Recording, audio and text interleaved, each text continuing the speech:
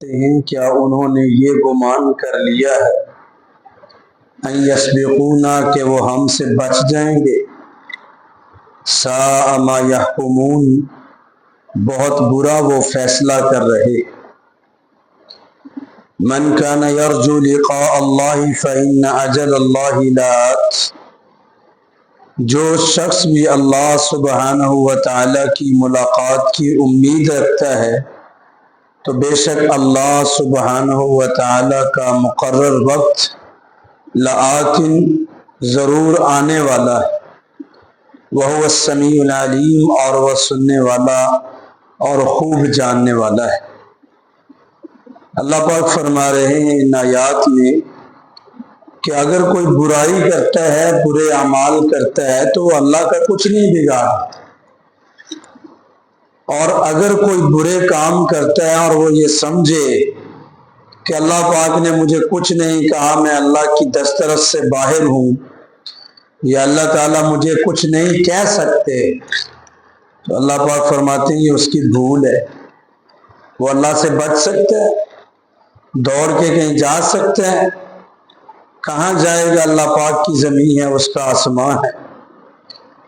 تو اللہ پاک فرماتے ہیں جو شخص اللہ کی ملاقات کی امید رکھتا ہے دل میں کہ ضرور اللہ سے ملاقات ہوگی، تو جس کے دل میں اللہ کی ملاقات کی امید ہوتی ہے وہ پھر اس کی تیاری بھی کرتا ہے کہ میں نے اللہ پاک سے ملاقات کرنی، تو میرے پاس اللہ سے بات کرنے کے لیے کچھ اعمال کا ہونا بھی ضروری ہے کہ میرے پاس نیک اعمال ہو۔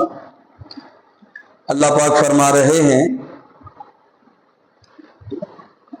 وَمَنْ جَاهَدَ فَإِنَّمَا يُجَاهِدُ لِنَفْسِهِ، اور جو انکار کرے گا وہ اپنی جان کے لیے انکار کر رہا ہے۔